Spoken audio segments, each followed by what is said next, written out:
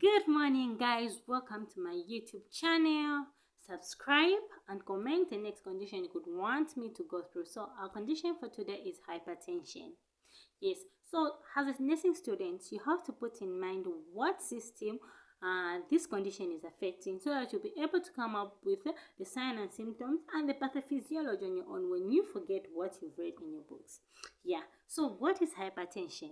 So hypertension, this is the sustained persistent elevation of blood pressure with a systolic above 139 and the diastolic above 90, coupled with dizziness. So when you hear this definition, you're going to hear there's sustained. It's a sustained. It's not something that you are born with. No, it's a sustained. Then it's persistent. The elevation is persistent. The blood pressure number doesn't drop. So that's when you classify someone to have hypertension.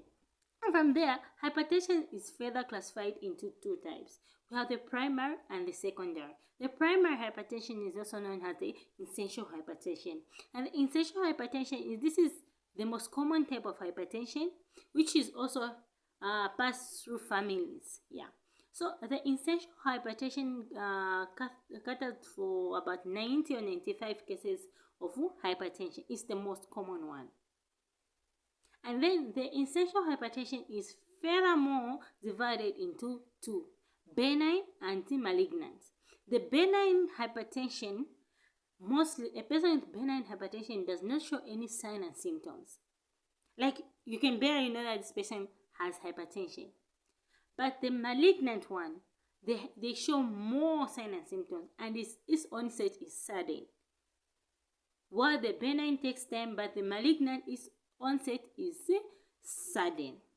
And then the secondary hypertension. When you hear secondary, that means there's a condition that has caused that hypertension. Whenever you hear secondary, that means there's something that primarily started before the secondary thing begins. So the secondary hypertension, this is the type of hypertension that only caters for about 5 to 10% of most of the hypertension cases. And this type of hypertension mostly is caused due to primary conditions such as kidney problem. Then we have diabetes. Now you find most of the people with diabetes who have hypertension, those are the primary conditions that causes secondary hypertension. Yeah, so see you in my next video where I'm going to explain further about the secondary and the primary hypertension and the signs and symptoms.